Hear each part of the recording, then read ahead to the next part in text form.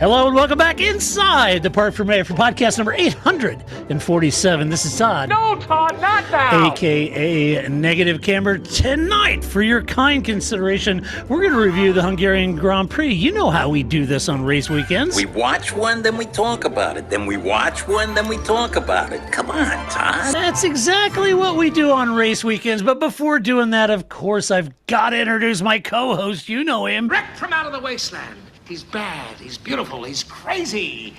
Hello, everybody. This is Paul Charles, the International. Paul, big congratulations right up front. Paul Charsley, for those of you that weren't playing at home, Paul and the Heart of Racing team just tiptoed into Lime Rock, and the number 23 and the number 27 both raced and both won their respective GTD Pro and GTD classes, huh?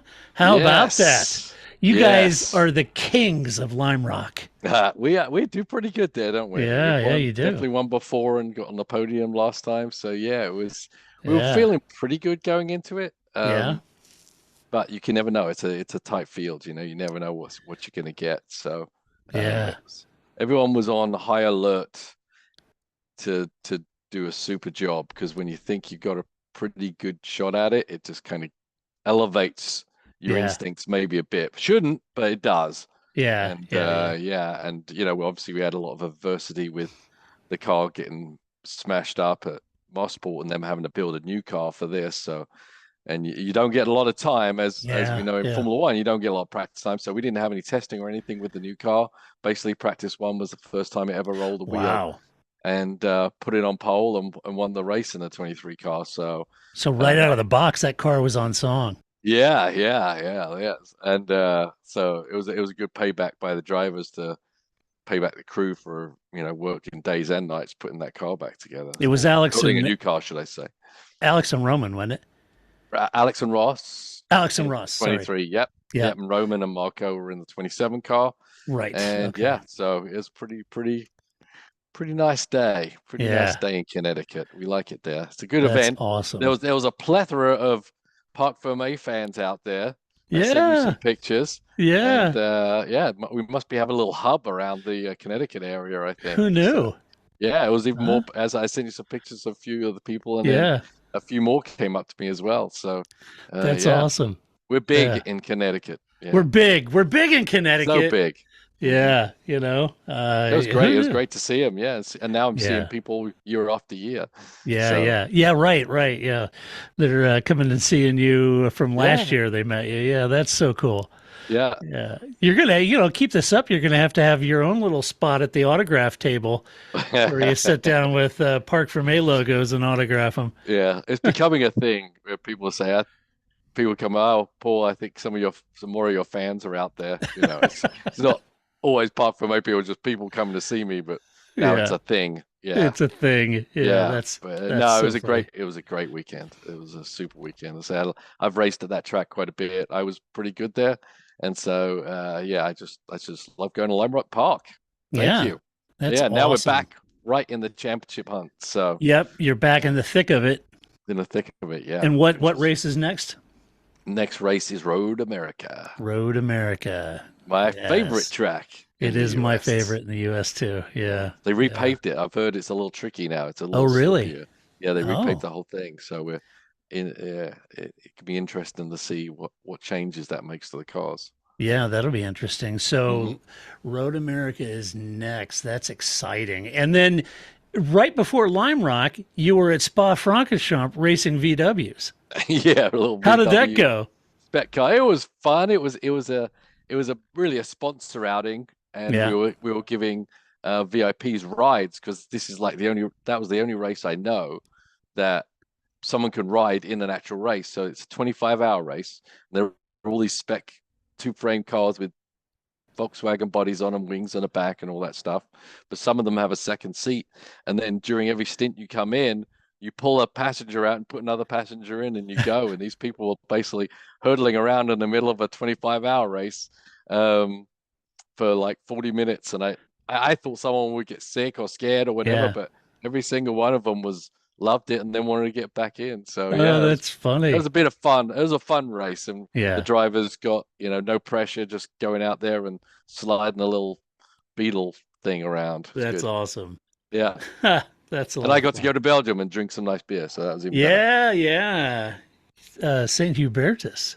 Yes, it was good. Yeah. Very nice. Yeah. Yeah. Very I've never nice. seen it anywhere. Have you seen that anywhere? No, I haven't. I haven't. It's a newer. I was talking to one of my Belgian colleagues this morning, as a matter of fact, and we were talking because Friday was the Belgian national holiday, and so he was saying that I said, "Would you have any beer over the weekend?" He said, "Yeah." He drank Omer, and so we got to talking. And I told him about the beer that you drank. He said, "Oh, no, it's really good." So yeah.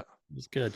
That's awesome. Well, in the meantime, you managed to squeeze in the Hungarian Grand Prix, right? I did. It was good timing because our race was on Saturday. I flew out on Sunday morning, and the race was on TV on the plane. I got to watch the whole thing on the plane. The race could have been more interesting. It may have made my flight seem a little shorter, but it was a lot better than sitting there, playing elbow tag with my neighbor. So right. Right. Hey, you brought up something interesting before we get into the review.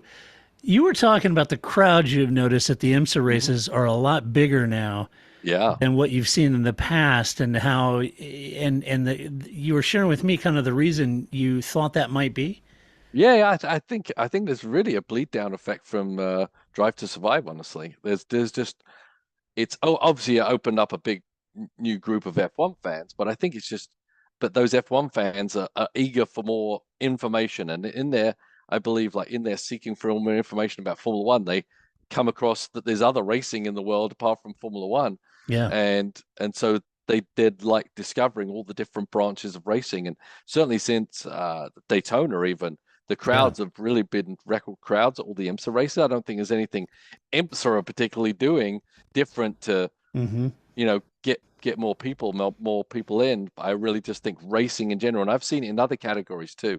That racing in general is just more popular right now, and I really think it's a bleed down effect from there. So that's good. It's great. That's really good. Yeah, it's a rising tide theory, right? Yep. That's awesome. That's really good. Well, excellent. Let's talk about the Hungarian Grand Prix. That's what we're here to do. We'll start off with just a little bit of a formation lap here. The interesting part of this weekend, no doubt, was the pole position by Lewis Hamilton. And then during the race, it was interesting also because you had Lewis on pole by 0.003 of a second, right? And then during the race, it was quite a different story. And Christian Horner had suggested that they had compromised a bit of pace on Saturday for better long-run pace and setup for their car on Sunday with the temperatures hotter and those kind of things. And there was a lot of concern across all of the teams about high tire wear. And so everybody was really reticent, and they all kind of felt like they were walking into that weekend or walking into that race on Sunday facing a lot of tire management and a potential tire wear. And, that may be the case, as Christian said, because he had a 33-second gap to the field at the end. It would suggest as much, but I don't want to marginalize it because I do think what Lewis did on Saturday is he pulled something special out of the hat on Saturday, getting that record-breaking 9th podium. He wanted that. This is those rare opportunities. He wanted that 9th win, too, at Hungary, but it didn't get it. But he did get that 9th pole, and over that single lap, that's just that Lewis magic that kicks in that just pulls something otherly out of the car. And I think that's what he did on Saturday. Give him half a chance. Yeah, right. Yeah. And I think that's what he did. And Red Bull had trimmed out the car for Sunday a little bit more than Saturday. There was that window, and Lewis took advantage of it. So I think it was a great run from him. It must be said, I am not a fan of the new quali format that they tried. To me, this is just silly. How did they not anticipate that simply bringing fewer tires to a race would mean less running? Less tires, less running. So nobody's going to drive around on Friday. Okay, we'll just cancel Friday. Just cancel Saturday. Let's just reverse the grid from the previous race and race on Sunday. I just stop it. Just stop. Okay. Yep. Not a fan of that at all. It was interesting also as as happy as I was to see Lewis get a pole and that pole performance, it was pretty interesting. And this is really probably less so for our British listeners, but it was interesting because we over here in the States get the Sky Sports. It was interesting to see the reaction of the British press and Sky Sports with Lewis on pole. Of course, they were, very excited about that, tangibly so. And, they were working through all these different permutations of it's like Lewis is on pole, and if he gets a good start, and then, Lando and Oscar starting behind Max, if they could get a good start, then they could be a buffer and a spoiler for Lewis and, sort of tail gunner and kind of keep Max at bay and let Lewis get, they run all these different permutations. Yeah. And I'm thinking, well, okay, fair enough, but I guess, I get it. I'm not British, but if I was born, and raised in, I don't know, some charming hamlet name on some odd river name or however you guys do those. Upon something. Yeah, upon something upon something. Yeah.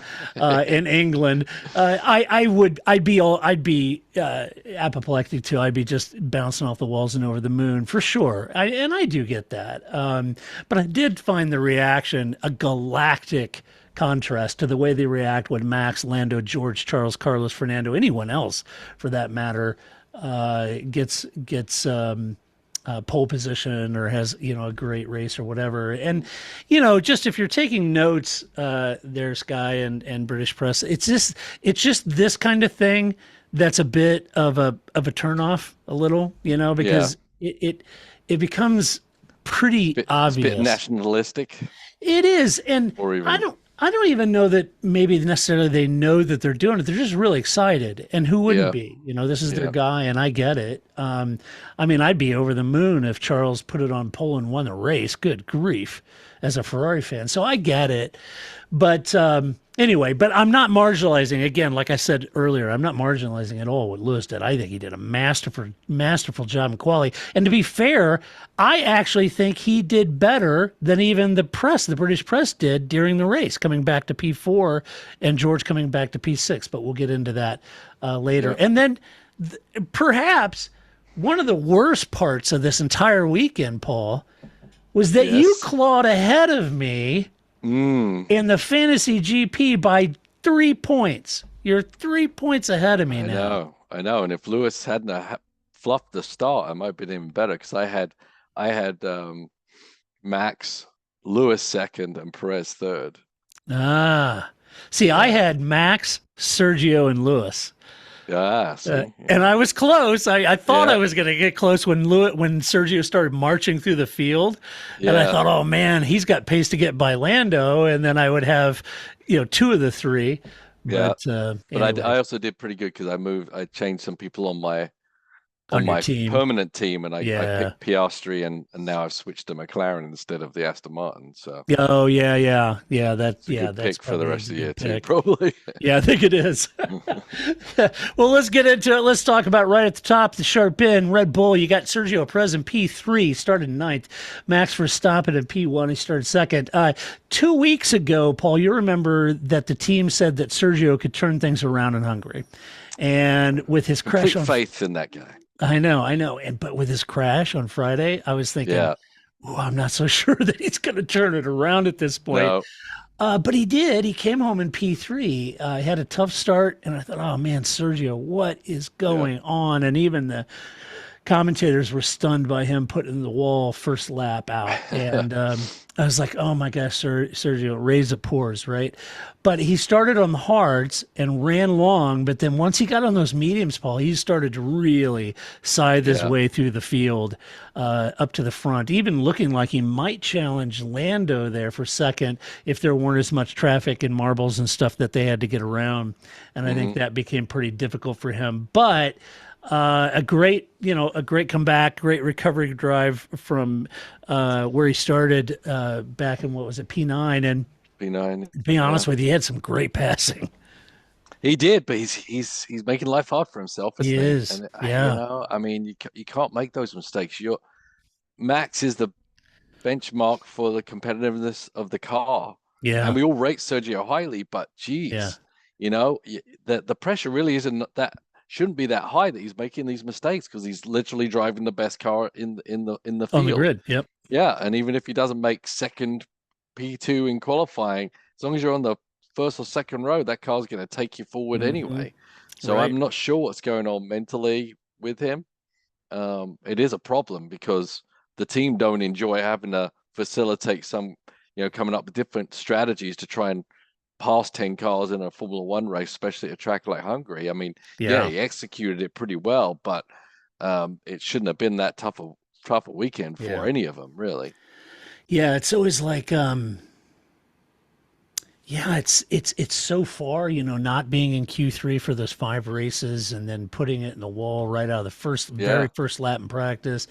It's almost like, you're always creating a situation where it requires heroics, just to, and the car is so dominant, it shouldn't require heroics. It shouldn't. He should just be pedaling it back. And, I mean, at the beginning of the year, we're like, can Sergio challenge Max for the championship? It's like, well, at this point, we know Sergio's just going to be a decent number 2, right? But, and Red Bull have that big advantage where it doesn't really matter what Sergio does at this point. No. But they also know, as we've seen, some of these teams have found to be able to turn their tide quite quickly, like McLaren and Aston. McLaren, and so what if it's one of the closer teams that suddenly turn on Red Bull and be able to actually match them? They can't sit and just think they're going to have a dominant car enough that the second, their second driver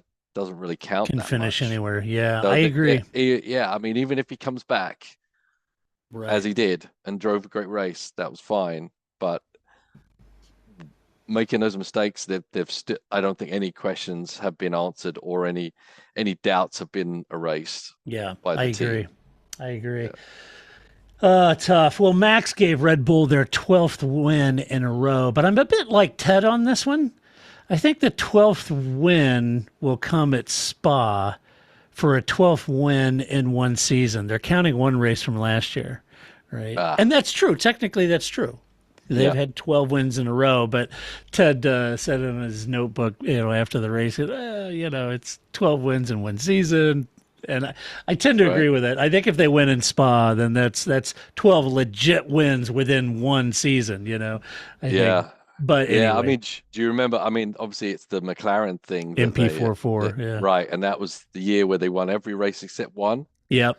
And if it wasn't for Jean-Louis Schlecher, who was just driving that Williams for a one-off, and he was a sports car driver, and he was plodding around getting lapped by Senna, and Senna was, over exuberant in his need to pass Schlecher. It would have been, they'd have won every race that year. And this right now, there's so many races, you'd say, well, there's got to be a hiccup at some point. But boy, I don't. How do you beat the Red Bull unless reliability or an incident occurs? I just don't see it. I think we are in territory where Red Bull is going to be the thing that beats Red Bull. Meaning mechanical failure or something like that. I think right. And obviously we're talking about Sergio. He's in the best car, but what always happens with these is you match the best car with the driver that is at his best at that time for this kind of dominance. Yeah. Right. And it's astounding what's going on. It's like you hear all the comments, oh, Max is just so great right now. If he wasn't driving the Red Bull, would he be so great? Maybe, but it's really the momentum of car and driver that's doing this. It's not all Max, it's not all Red Bull car, it's just everything is perfect right now with their development of driver and car engineering. Yeah, and it is more well, you see this each weekend when you race, right? I mean, you guys go to a race, something happens, you guys struggle on the weekend, the car's out of balance, the driver is frustrated. The team isn't operating on all cylinders. You're being reactionary to things that have been imposed on you. You're being reactionary to mechanical failures, or the driver, just isn't feeling that confident with the car, can't get the car to rotate, can't get, all of those things are in play. But even back to when you're building the chassis and making sure that there's no failures. And, this is just a team very much like Mercedes was for 8 years, banging on all 8 cylinders. It's just a team that is firing and doing an incredible job. And I think much like we praise Mercedes for their dominance and all the hardworking men and women at Mercedes, I think it's disingenuous to not respect what Red Bull and all the hardworking men and women in Milton Keynes are doing. It's incredible. Yeah, and I'd love to see a map of where because really it's the people behind the scenes that make massive differences here, is how the changing of the guard from one person moving to that team, like Val's moving from Mercedes to Williams and this and that, how many changes have happened in these past 3 years. It would be interesting to see that matrix. Right, because you could draw a parallel to your point on Val's. Yeah. But look at just the instant sort of impact, the energy level, the positivity that Williams has experienced with Val's going there. But to your point, seeing a matrix of these changes and then the reaction of the teams, and it would be kind of cool. Yeah, and there's no doubt, and you can't measure it, you can't even plot it out or pinpoint it. But if you can get your entire team in a positive, forward-thinking manner for the whole weekend, it gets you results. And it's untangible.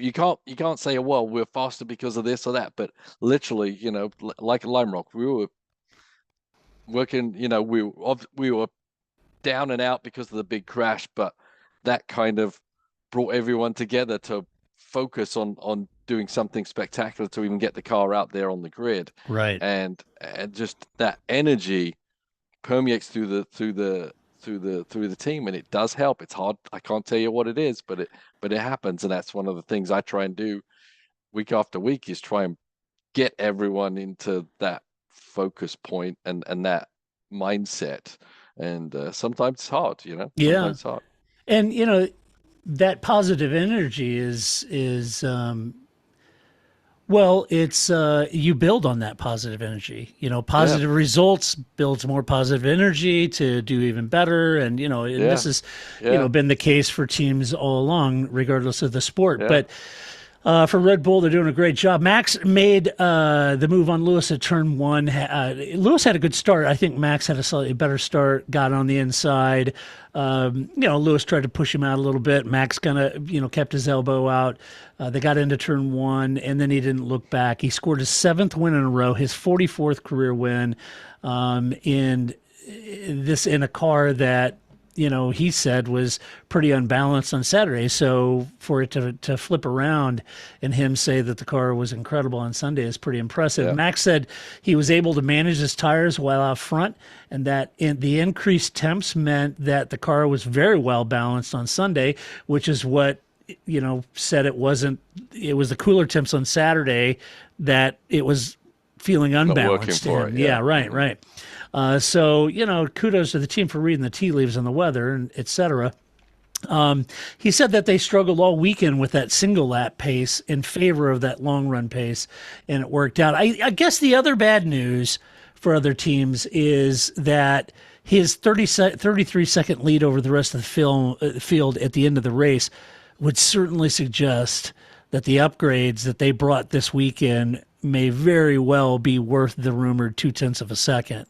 As much as the other teams may have made advances, and clearly McLaren have, I think Red Bull's upgrades are certainly working. Yeah, it's hard. Yeah, but they've got the latitude to throw that out there. Let's not put a qualifying setup. Let's just put a race setup. Yeah, we'll still probably be right up there anyway, right? Right. And then that made them even more dominant on race day. Right, so. Right, exactly. Nice to have yeah, it is nice to have that. Let's talk about McLaren down in... Nice, let's Ron. see, you had Lando Norris in P2, Oscar Piastri in P5, while the press had Lando and Oscar slotted in as running blocker for Lewis. They forgot to tell the McLaren duo that they have no interest in being a tailgutter for Lewis. they both, Oscar and Lando, mugged Lewis at turn 1 and turn 2. They were running in P2 and P3 on the first lap. Oscar got the better start of the two, and Lando was a bit hung out to dry on the outside of Lewis on turn 1, so he didn't get around, and Oscar, in a very heads-up move, cut down the inside and went in and got around him. I thought it was a pretty good move for a rookie. Oscar was doing really well, trying to manage his tires, but the team boxed Lando first, and the undercut worked for him against Lewis and Oscar, and this left Oscar down in P5 after falling prey to Lewis, recovering Lewis late in the race. Oscar may have had light damage to his floor, Andrea Stella said, or the team said, after touching Perez during that passing event. Because they said that it caused much higher than expected tire wear from that point on that Oscar really struggled with. And after the race, Oscar was saying, yeah, I just didn't do a good enough job with tire management, which was kind of interesting that he experienced that so much, and the team were looking into whether there was some damage that caused that. But you know, he was P4 two weeks ago at Silverstone, P5 here. Still a great race for Oscar. Yeah, no doubt. Great start. Heads up. I mean, yeah, he's an F1 rookie, but he's not a racing rookie. He sees those opportunities, he's going to grab them. But yeah, it was fantastic for McLaren to be that competitive. It was interesting that they pitted Lando first. Trying to think in my head what the theory was, whether they did that on purpose or they thought it wasn't really going to affect it. But I've got something that. So I just like you, I was intrigued why they do that. And I think the commentary team was like, ooh, why would they do that? I'm sure Mark Webber's going to have issues with that, which is Oscar's manager, right? So Lando made that undercut work against Oscar, and he took P2. But lots of people were asking, well, why did the team box him first when Oscar was in the lead, right? Then after the race, watching the post-race interviews, Zach was interviewed. You'll love this because you and Zach are buddies. But they were getting ready to film a segment where they were interviewing Zach. But as they came back on air, Zach was over the fence signing memorabilia and hats and stuff for all the fans, which is great. So they had to go drag him back over. But anyway, Zach offered, it was a bit of a word salad, and he was saying, well, we were covering Lewis and a potential different strategy that may deploy later on that prompted stopping Lando first. But the Oscar fans weren't buying it. And then I went back and I was watching it and rewatching it. And I think in isolation, Lewis was attempting the undercut on Lando, and the undercut was powerful here. And so when Lewis came in, they immediately then boxed Lando to cover that undercut. And so when you're looking at Lando's race in isolation against Lewis, it's probably the right call. Right. But unfortunately, it was a strong undercut, and it did undercut Oscar too. Right. So that's my excuse. Couldn't double box it. Yeah. Yeah. I mean, it's probably that, and then I think still a little bit that, they've got all the data from the weekend, and they know who's maybe strong. And yeah, Piastri may have got the jump into turn 1, but they've got to put their eggs in the basket they think is going to be most successful against the Red Bull or against anybody else. Yeah. And they're probably still picking Lando. Yeah. And as I said, even though the cards shuffled differently at the start, I think they're probably still backing Lando to be the biggest threat, so decided to go that view. Well, and that's probably not the craziest choice, is it? I mean, no, it's not that crazy. Lando's awesome. Yeah, maybe it probably does make Piastri feel that great, but I think this is only his 5th Grand Prix. I don't know how many Grand Prix he's had at this point, but it's his first year with McLaren. Lando's paid his dues. I don't think it was the worst thing they could possibly do to a teammate. And Piastri will have his day. There's no doubt that guy's good, and there's no doubt he's going to have a lot of success. Yeah. But right now, you've got to back Lando to lead the team at this point still, and so I think that's kind of what they probably went to too. Is obviously covering Lewis is a major deal, and one lap was a mighty undercut, wasn't it? It made a massive difference.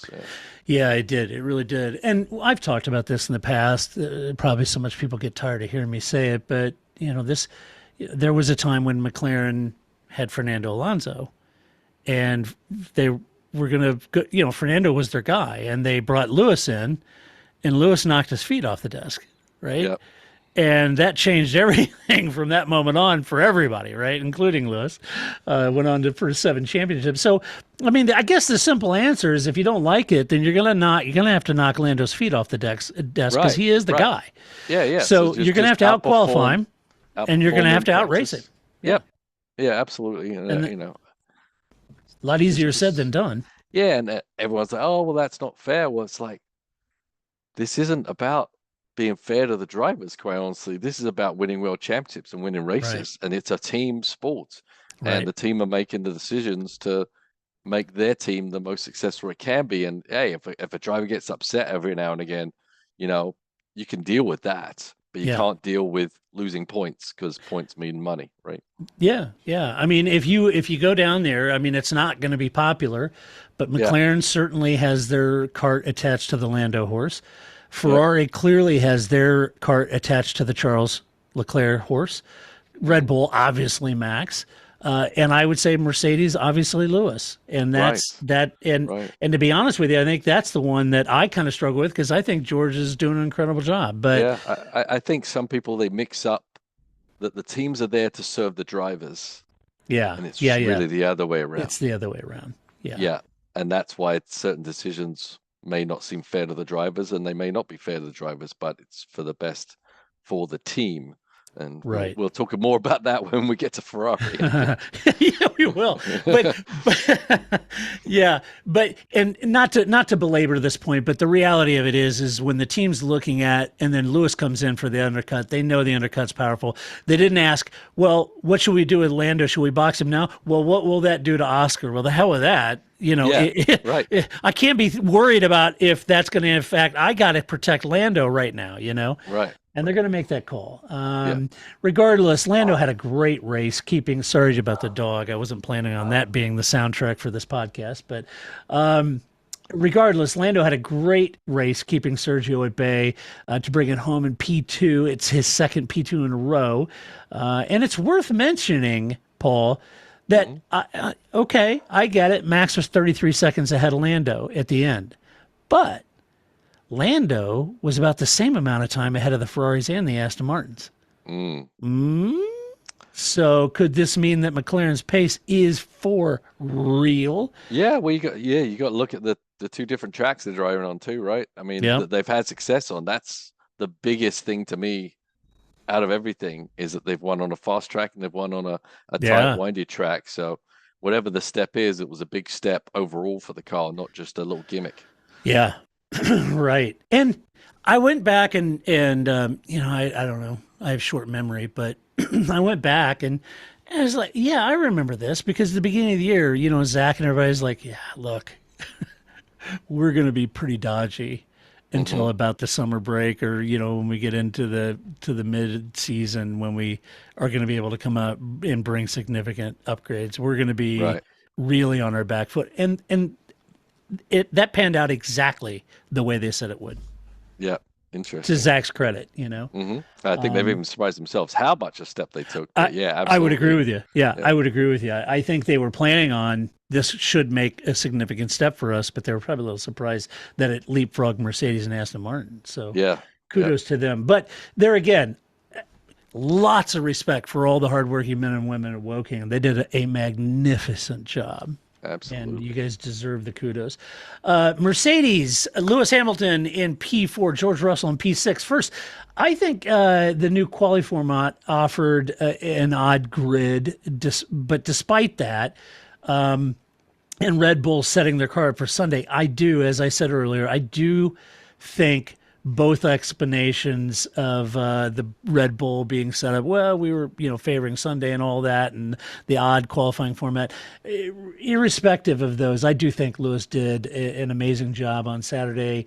Brilliant effort to break that record, got his 9th pole, and that is a record breaker for the most poles at any one circuit, and so he secured that, wanted it. I thought it was great. You'd be forgiven for wondering if both McLaren and Mercedes had made gains against Red Bull based on qualifying.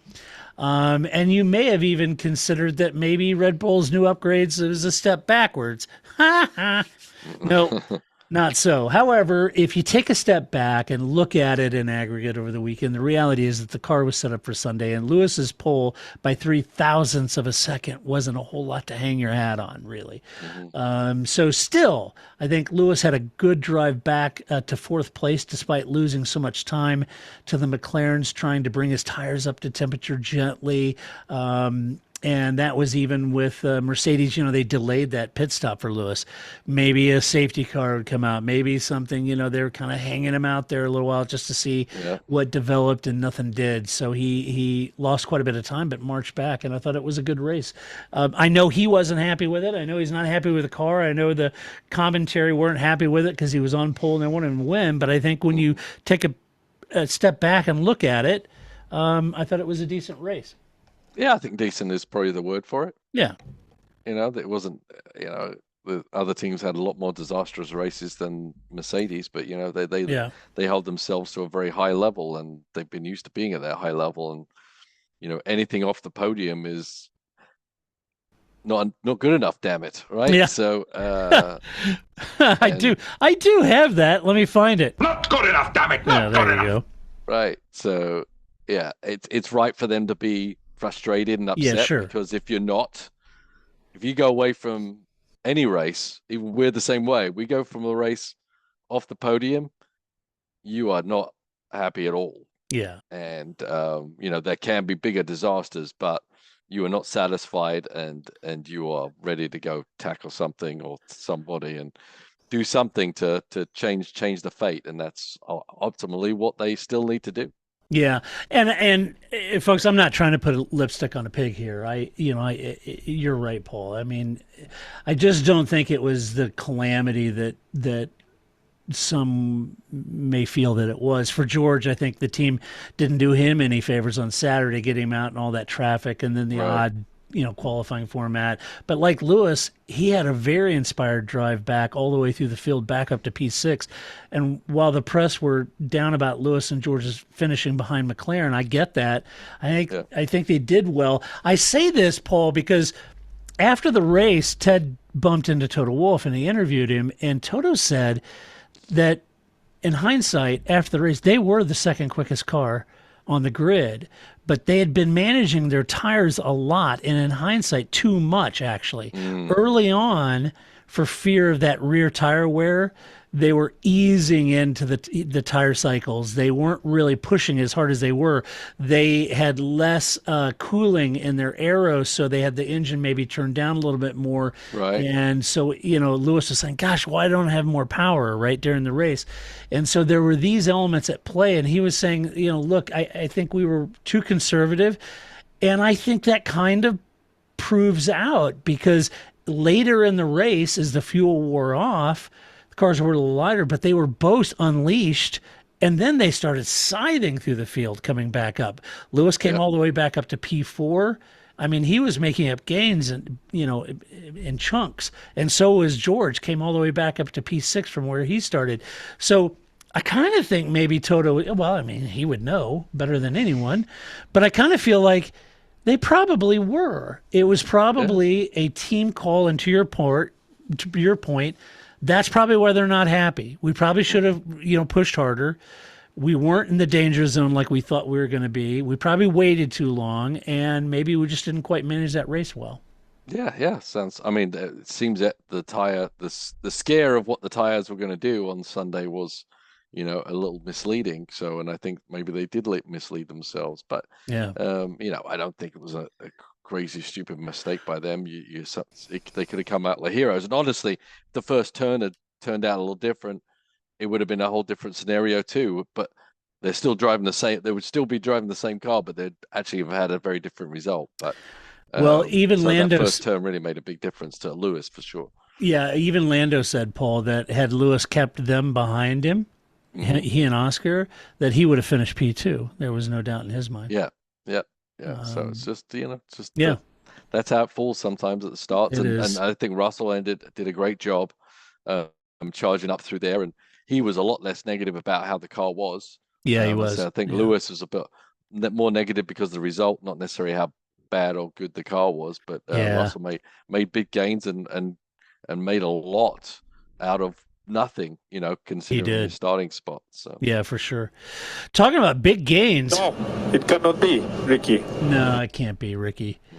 I don't know what the hell Ricky's doing over Ferrari. I got to tell you, folks, being a Ferrari fan is not easy these days. You had Charles Leclerc in P7, Carlos Sainz in P8. After a poor qualifying, Carlos had a great start. He was on the soft compound, so they split the strategy.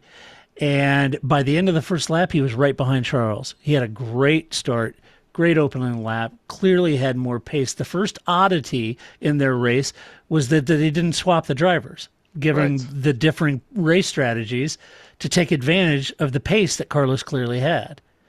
And Charles was on hard compounds. So I was scratching my head. Let Carlos through, let him go, and take advantage of the pace. That's why you put softs on. Go attack Lewis. Yeah, absolutely. Yeah, go attack Lewis, right? But after holding station long enough to eliminate any pace advantage that Carlos had on those softs, they then boxed Charles, but he had a really slow stop and a bad wheel gun, and then he came out behind Carlos. Now he's on fresh tires, Carlos isn't, and they didn't swap him then, right? And I was sitting, oh my gosh, what are you doing? Yeah. Swap what them, are you know? doing? Oh, it was driving me nuts. And in the end, a very frustrated Charles over the radio managed to stay ahead of Carlos despite getting a 5-second penalty for speeding in the pit lane. That was, adding salt to the wound. It's truly gut-wrenching to be a Ferrari fan and see a team as historic as Ferrari struggle so much for so long. And at this point, I agree with Nico Rosberg. Fred's got to go out and start poaching some geniuses because they've had long enough to find the geniuses internally at Ferrari, and clearly they haven't found them. Clearly. Yeah. Clearly. But their decision-making and processes also need to change. I mean, you're right. I mean, we've talked about it before, and Ferrari actually were pretty good at it for a while, but obviously who knows who's there now from back a few years ago. It's about the team. It's about giving the team the best opportunity to have the best team result. And I think the people behind on the pit wall are thinking too much about how are the drivers going to react? And I think the drivers are being given too much leeway in pushing back on decisions from the pit wall. Yep. So they're worried, Charles is going to get angry if we tell him to pull over. Carlos is going to be mad if this happens. I think they're more worried about what Charles thinks. But yeah, absolutely. It should be a briefing. Look, guys, we don't have the fastest car out there, so we got to make the most of what we got. So if there's any opportunity, if we need to, we're starting Carlos. I don't think they're expecting Carlos to be right there, there. Yeah. I didn't. I don't they either. Weren't ready for that. Yeah. But at that point, they need to be very direct and say, "Let him buy now, let him go," because there was a sweet spot for maybe 3-4 laps that Carlos could have really ultimately got the most out of those softs, but it was all thrown away by having to just ride around behind Charles. Right. And yeah, they got to grow some cojones and be a bit more strict and direct with what they tell these drivers to do. And it's so funny because their reputation is this is Ferrari. You drive for Ferrari. Right. And yet they don't really act like it in that sense, No, and it's the other thing is, look, I like Charles and Carlos as much as the next guy. I think they're a great pairing, and I really like both of them. I think they're both incredibly talented drivers. But at some point, with all the struggles they have, you've got to say, so what? Look, if you make a fast enough car, you can put Logan Sargent in that car and do damn well. All right. Right. So you got to get over it. My gosh, we may lose Charles. You might lose it, but you lost Vettel, you lost Fernando, you lost Kimi. You've been through this. I mean, there's still people there that know that. And I got to think at this point, your issue shouldn't be retention of drivers and superstar drivers. Yeah. Your focus has got to be the car of the team. It doesn't matter right now what drivers you have. If you picked up Kevin Magnussen and Nico Hülkenberg, okay, that's fine. Work on the car right now, you know? Yep. And I think it's fairly obvious that there's a lot of chiefs over there, including Charles, and people are worried, and no one's really in charge. I don't think Charles is in charge. Charles is in charge. Huh? Yeah. Fantastic show. What a great show. I'm sure Grace saw every episode. Let's see. Let's talk about Aston Martin, a car company you're familiar with. Lance Stroll, P10, and Fernando Alonso, P9. Lance made up 4 places from where he started to come home with a point. But Fernando spent most of the day managing his tires. Fernando said it was a lonely race, and while they had no threat from behind, he said he just didn't have the pace to make any gains on the cars ahead of him. I wrote a piece on the website before the race about the tires, and Fernando had made a comment in the press. I think Adam Cooper had interviewed him, if memory serves correct, over at Autosport. And I link it. I link the article. You can go to our website, and it'll, joyfully take you to Adam's piece. But Fernando, he made a comment about the proposed 2024 tire changes that Pirelli had tested. Well, out of nowhere, F1 and Pirelli fast-tracked those tires and brought them to Silverstone for the balance of the season. And he said that those tires have had a really big impact on both Aston Martin and Red Bull. And many people have discounted this. Oh, that's just Fernando, but he's just BSing in the press, like he does, and stirring up shit. But I reckon he actually knows a heck of a lot about tires and the performance his car had before Silverstone and the performance his car has now. And I reckon that there may be something to that. I think there's something to it. It pains me to think that F1 would do something to hobble Max and Red Bull. But given it's been done before, and given their penchant for making every race weekend like a Netflix episode, it wouldn't surprise me. It would not surprise me.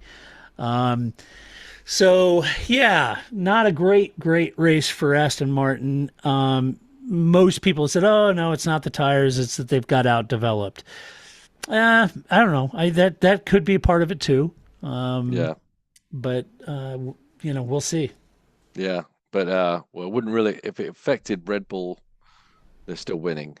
But then Red Bull are at the height of their development and the height of their skill levels as an engineering team. So maybe they can still cater to those differences. Aston Martin aren't quite there yet. They're not at that level, and I could see that they aren't able to switch change and try and figure out how to get their heads around it. I can absolutely see that happening, because we know that the Aston kind of had a lot of similarities with the Red Bull.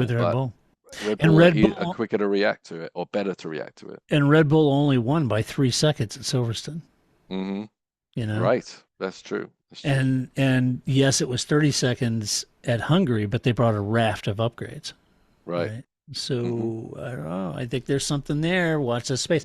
This whole comment about I made about Netflix, it reminded me. So this is a total tangent I'm going on, but for those of you that follow my social media, you'll know that I'm not a cyclist at all. I don't ride bicycles, and I don't go out and do, 100-mile rides or anything like that. But I do love the Tour de France. For whatever reason, a coworker of mine got me hooked on that in the early 2000s, and I watch it every year. I was watching one of the stages, Paul. Netflix did a Tour de France series similar to Drive to Survive. Right, I've started watching it now. Did you? Asking you questions about it? Yeah. Yes. Yeah. Oh, that's what you were talking about in your text today. That's what I'm talking about. The Drive to Survive bicycle version. Yes. Yeah, I was like, who's that Scottish commentator? Because he's really annoying me. Right. Yeah. So you'll see that the whole Drive to Survive. It's actually really good. And very much like Drive to Survive is, to all credit and deference. So it's a really good series on Netflix that is very much in the vein of Drive to Survive, but about the Tour de France. Yep. So I'm watching the Tour de France, and Christian Vandervelde made a comment, or Steve Perino or somebody was talking to one of the team bosses about what their strategy is. This is, I think, after Pogacar blew up. And they were asking what the strategy was. He goes, well, I don't know. it's going to be very hard to tell. We think we know what they would do, but they'll probably all do a Netflix.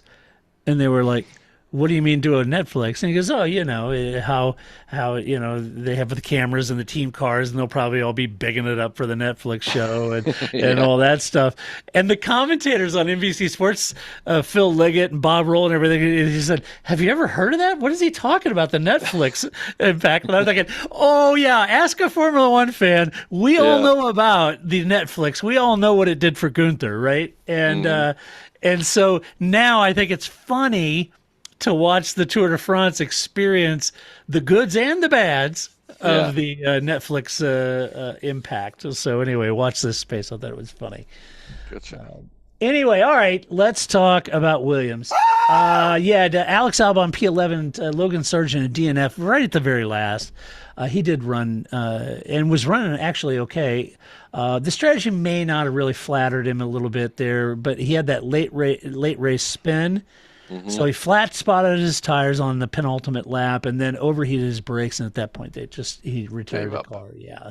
And I think that was the good call. He was running it back. A tough race for him. Anything to add before I move to Alex? Nope.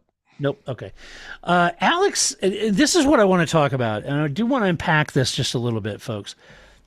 So I don't want to sound like I'm the president of the Alex Albon fan club, but I might be. Alex said it was a good defensive race, and he really likes those races.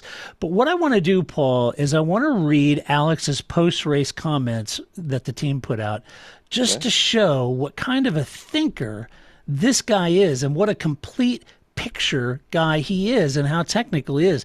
This guy, if you don't spend a lot of time reading what Alex says, you're missing a lot about who Alex is as a professional racing car driver. You really are. And here's what he said, quote, P11 is quite surprising result. It was quite a defensive race, which we like to do. We got track position and we were okay. We came into this circuit knowing it wouldn't suit us, and we qualified where the pace of the car was. Clean air is so important around this track. And even though I pitted early, once I had clean air, I had a lot of laps to bed the tire in slowly. So once I came out and undercut the other cars, I had some grip left and could manage them from behind me. We've highlighted the areas our car struggles with by coming here. So when the car doesn't feel great, it's still raceable. To finish P11 and almost make Q2 yesterday, it's a very good sign. So if we can fix these issues, then we'll be in a good place across various circuits, end quote. Now, does that sound like a bunch of the other drivers and their quotes after race? Whinging and whining? Yeah, this is a guy who really, really is mentally, emotionally, and quite, skill set wise invested in the team, the car, the program. Absolutely. I think it's great. Yeah, that's gonna, that helps everything. Yeah. It really helps the team have faith in him and trust the development of the car, and that he's going to get the most out of it, which is all, not a driver that's going to throw his, baby out with the bathwater or whatever you call it when he's not getting points or whatever. He sees the big picture ahead, and he's willing to put in the hard work to help the team elevate it at every track eventually, obviously, right? Yeah. So no, it's good. Yeah. So anyway, he's really become quite the complete driver in my mind. And this is a real departure. This isn't just the obligatory PR stuff that they put together and offer as quotes that the driver said. This is clearly his words. And what he thought about the race, and I find that refreshing. I really do, because I read a lot of driver quotes after races, and it's like, really not sure what was going on there. Gonna have to go back and look at that. I mean, Yuki, I think, was saying, I learned a lot from this. And I think, like, dude, you've been in the series quite a while now. I think we're beyond the learning stage, aren't we? You're not the rookie anymore. But Alex is like, this guy's got like a matrix and charts and graphs and pie charts. I mean, he's thought it out. So I'm just really impressed with the young guy. I really am. Just thank you. He nearly didn't come back to Formula One.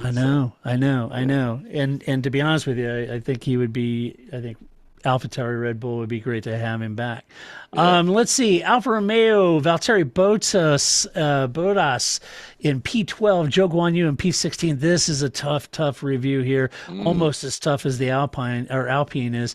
Both cars started in the top 10, and Zhou's unfortunate late braking incident caused a dual DNF for both Alpines, which was tragic, as well as Daniel Ricciardo got hung up into it. Valtteri had to go wide. He got caught up in trying to avoid it, leaving all three of them to drop towards the back of the grid. So they had a lot of work to do.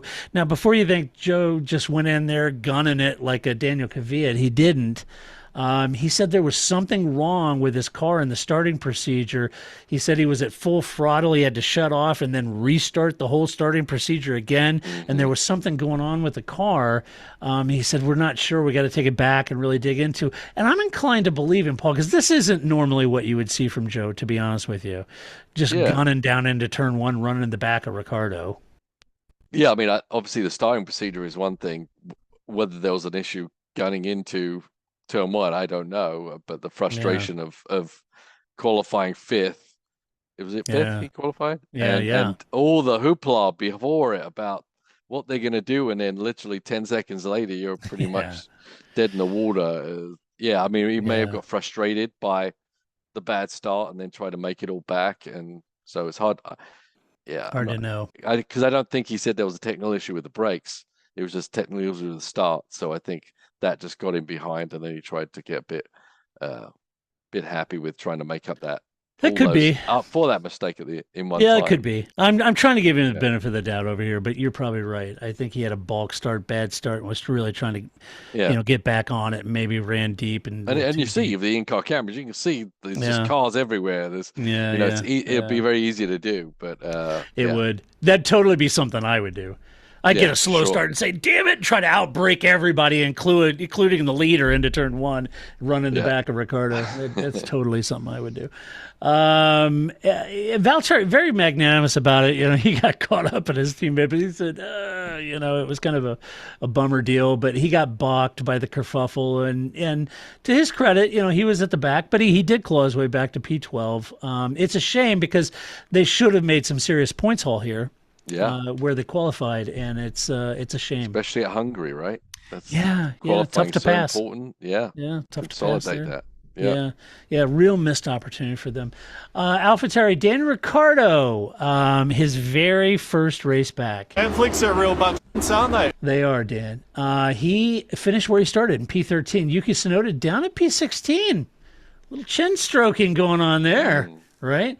Dan had a good start. He got punted and back by Zhou, left him at the back of the grid. The team, here's a credit to AlphaTauri. They saw it. They tacked the strategy, boxed him twice for clean air, because when he's in clean air, it allowed him to claw his way back to P13. So heads up call by the team. Yeah, no, it's good. Yeah, not what he wanted, obviously, but the first race is always going to be a learning process or get back in the swing of things. So, unflattered by the incident in turn one, but I'm glad he was able to. It looked a little dire at the beginning. It did. Dan in P18 for quite a while, but the strategy obviously worked, and he was able to leapfrog people just by using pace and clean air. So, good for him. I'm sure he was pretty happy and confident about it. So I think it's just going to build up from there for Spa. He's gonna love that. Yeah, he will. He said, I don't know. I kind of felt like points was on the offer, but we'll see.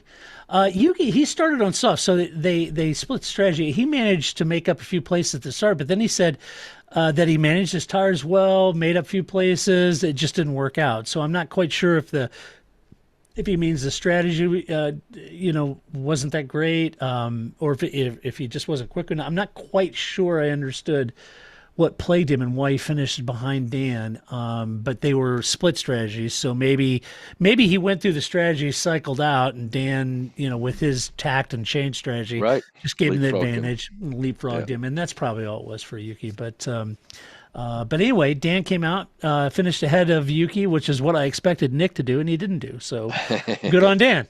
Good on Dan. Yep. Let's see. Haas F1, Nico Hülkenberg P14, Kevin Magnussen P17. Nico had to avoid the turn one kerfuffle that Zhou had, so that cost him a lot of places. He had to try to recover from that, but as normal, they struggled with their tire wear. He ended up down in P14. The hotter weather, those Haas's were chewing on the tires, I think, on the back. Nico said, all's not lost, though. He said that this is a track where the tires get zero rest. They get no rest at this track. And so even without, with that being that hard on tires to finish back up in P14, was okay. Yeah, I would say, I actually thought it was very positive for Haas because we literally, Hulkenberg did his impeccable job in qualifying again. Yeah, right. They've fallen further back on tracks that are less hard on tires. So for them, I expected it to be the worst race of the year because of that. But they fell back less than they have in the previous few races. So I actually thought it was a positive step by them, even though they weren't close to the points. It was they certainly may hopefully have found something and are moving in a more forward direction with that. Yeah, and I think that's what Nico was suggesting. Kevin, for him, he said that he didn't have any pace on the hards, and he ran 2 long stints on hards, and he didn't have pace on them. Unfortunate. So it's like, well, Paul, you're not as quick on this, so I'm going to give you twice and make do it again and run long. He's like, again. Okay, maybe we should try something else because I'm not quick on these hards. So anyway, he just lost ground. He couldn't make it up. So he said, in hindsight, they probably should have tried a 3-stopper here with him because he didn't have that pace. And big congratulations, Kevin, for the birth of his new daughter. So. Oh. Congratulations, Kevin. Yeah, Agnes Magnuson. Wow. There you go. Yeah, kind of slips off the tongue, doesn't it? It sure does. Yes. I like that. Good for you. Let's see. And then finally, tragically, Alpine, Pierre Gasly, and Esteban Ocon taking out turn 1. This is brutal. Joe hit Ricardo hit Ocon hit Gasly, took them both out. The team and drivers were obviously very disappointed. Otmar pretty mad about the whole thing, and you would be. But that is just an absolute epic galactic loss for the weekend for that team. Yeah, not much to say about that. Pack up and go home. Brutal. Yep, brutal. All right, let's hand out some awards. That's what we do. First award is always Move the Race. Oh, yeah. That's right. We'll do it live. Okay, Paul, Move the Race. Who'd you have? Well, I got it for Sergio on the move on Russell, and it's not like I'm giving it to Sergio on that point. I'm giving it to both of them for not taking each other out because they were a hair's away from doing that. But Perez was making some great moves out there, some dicey moves, as said. Not necessarily he should have put himself in that position to have to do that, but Perez at least made some entertainment out there. And as I said, some of those moves are pretty tight, so could have all gone wrong too. But I literally gasped when Sergio turned into the right-hander there and George was still sticking his nose in. I think it was all going to be a disaster, but they got through it. So they got through it, yeah. He did have some good passes, pass on Piastri. That was good. I was torn on Move of the Race. I was going to give it to Piastri on that move on Hamilton at turn 1. Thought that was a really good move, and that pretty much at that point kind of took Lewis out of the equation, right? Absolutely. For them. And so I thought that was a point. But now I'm kind of thinking my Move of the Race may be Lando breaking Max's trophy. Oh. On the podium. He's like, whatever. Make a new one. I don't know, whatever. I give someone a $45,000 trophy to jump around on a podium and with champagne bottles. Bring a fake one. Bring a real one later, but Jesus. Yeah, I agree. Because I do love Lando's smashing. That's his thing, Ricardo has the shoey, and he's got that thing, and that's his thing, man. And so...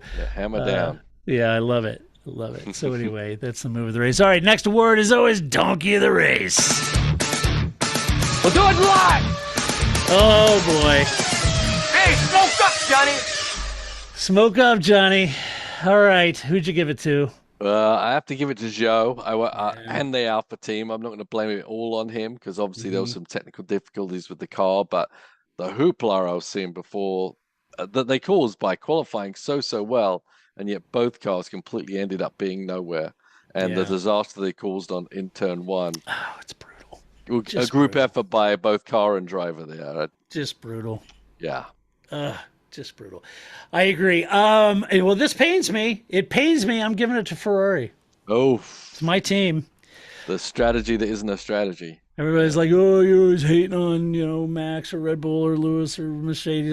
No, everybody knows I'm a Ferrari fan, and I'm giving them a donkey the word. I am just beside myself with Ferrari. And it pains me to say that, but I just thought, oh my gosh, guys, come on. All right. Slipping. Yeah, it's not here. Here's a polite way to say it's just not a good look, Fred. It's just not a good look for this team. Okay, I won't be as vile as some of the Italian tifosi who are apoplectic, but I'm sure. But I'm just gonna very politely say it's not a good look. All right, let's see. Drive of the race. Get down. It's an Lewis. Yes, drive of the race, Paul. Who'd you give it to? I'm giving it to Georgie boy. That's who I gave it to. Yeah, I impressive. know run. everybody thought Sergio was a great race, but he kind of put him in that position to have to do. I kind of you put yourself in that position, so I'm kind of expecting you to get back up to P2. But George, that wasn't his fault, and boy, what a race he had! It's not like the Mercedes has head and shoulders pace over all the other cars in the field. He got there through grit and determination. Did a great job. I thought. Yeah, I thought he did a great job. All right. Well, we are of like mind. Yeah. All right. Let's do some mailbag real quick. You've got mail. First up, Pete asked this, Paul. What is the purpose of deleting lap times mid-race for track limits? I understand if the lap is currently fastest, they'd want to disqualify that lap. But beyond that, it seems odd. Maybe there's an element to it that I haven't thought of. Any insight you guys would have would be appreciated. What do you think, Paul? I don't think there's much to it. I mean, I've had it in other series. I've where you laps deleted. Okay, whatever. Yeah. As long as you don't give me a penalty, I guess you can say that all day long. I think it's just really a format thing where they're not going to say, well, it's not the fastest lap, so we'll just count it. They literally have that rule, so they just have to implement it every time. It's a red tape kind of consistency thing, rather than a manipulation of we don't really care if it doesn't really affect something else, right? So, and be honest, in F1, and I don't know this, but just knowing F1, like I do, it may be an automated process. So if someone's flagged to have gone wide, they tag that and it automatically. I mean, that is the rule, right? So whether it's the qualifying lap or the best lap of the race or not, that's the rule. So they implement it every time. Yeah. And it's consistent. Ad nauseum. Yeah. Yeah. Much to my chagrin, I might add. I get and also tired it's a bit of a watch it. Yeah. I'll delete this lap, and if you do it again, I'll delete another one. That's right. You just watch yourself. Zip. Zip. That's probably what it is. Good question, Pete. Hey, Paul asks, or Paul left a mailbag comment, and Paul, just so you'll know, it was so Paul was saying, "Hey, I like the podcast. Why does Grace hate Red Bull and Christian Horner so much?" And I did answer your question. I won't pretend to speak on Grace's behalf since she's not on the podcast, but I did offer an answer. So if you go to the mailbag section, you'll see my answer there, and I'll try to reach out to Grace and have Grace answer why she hates him so much. Yeah, I blame Netflix. I blame Netflix too. It galvanized her. Yeah. She's turned into, you're either Lewis and Toto, making a big deal, so it's all or you're popular, Christian and Red Bull, and Formula One. This is what's so strange. It's like you're either Toto Lewis fan, and that means that Christian and Red Bull are the evil villains, or vice versa, right? Mm-hmm. I don't see either of them that way. I think they're both great teams, great leaders, great drivers. We like a little fight, between this and that, but on the flip side, I'll be honest with you, as I've said before, Max isn't in Lewis's generation. Max is Charles, Lando, Alex. That's the new generation. He's in that generation. Fernando is very much in the Lewis, generation. So, so there you go. So anyway, but I did answer that. All right. So that does it. Paul, before I jump out of this, if you like this podcast, you can do a couple things. You can go over to your favorite podcast player and give us a good rating. That would be very kind of you. Or you go to Apple Music and give us a good rating. Or if you're so inclined, you could support us, because our Patreon supporters and those who support us individually through PayPal, you guys are the only reason we do this podcast, because it would not and could not exist without your financial support. So if you're so inclined, you could go over to the website, theparcfermé.com, and on the right-hand side it says support us, and you can click on PayPal or Patreon, whatever you'd like, and you can support us over there, and we'd be incredibly grateful for that. And if you'd like, or they can just hand me cash at the track if they like. That's always good. That'll end up going to some of those dodgy roller dogs at the track and those stale chips with the cold cheese that we got at Daytona, right? Stuff a big wad of cash in my hand. There you go, man. Give this to Todd. It's like, okay, sure it will. Sure. Yeah, sure. It'll get to him all right. Yeah. You'll be buying Belgian beer with it, and I wouldn't blame you. Yeah, Belgian beer and a curry. Yeah, curry. Yeah. So anyway, so a huge thank you to our Patreon supporters, as always. You can leave a comment about what you think about this race. Go to our website. You can do that. Just decorum and civility, as always. No personal attacks. Disagree all you want. Big thank you. And then, Paul, next week, my friend, what? The mighty Spa-Francorchamps, the Belgian Grand Prix, is next weekend. Still in my memory. I was only there a week ago. You were just there a week ago, smelling the forest of the Ardennes. Yeah, watching the grandstands being erected very quickly, may I add. There's a lot of good. They're putting up a lot of grandstands that were never there before and giving people a lot of good viewing spots. So I think that's great. Doing a great job there, yeah. Yeah, Fun you were place. down there wandering the Ardennes and Wallonia. Yes. Great. It was raining on one side of my. Sure it was. It always does. Always does. Yeah. So anyway, all right. be Well, ready. until next week, when we come back to review the Belgian Grand Prix, this is Todd, a.k.a. Negative Gamer, saying so long. That's it, man. Game over, man. It's game over.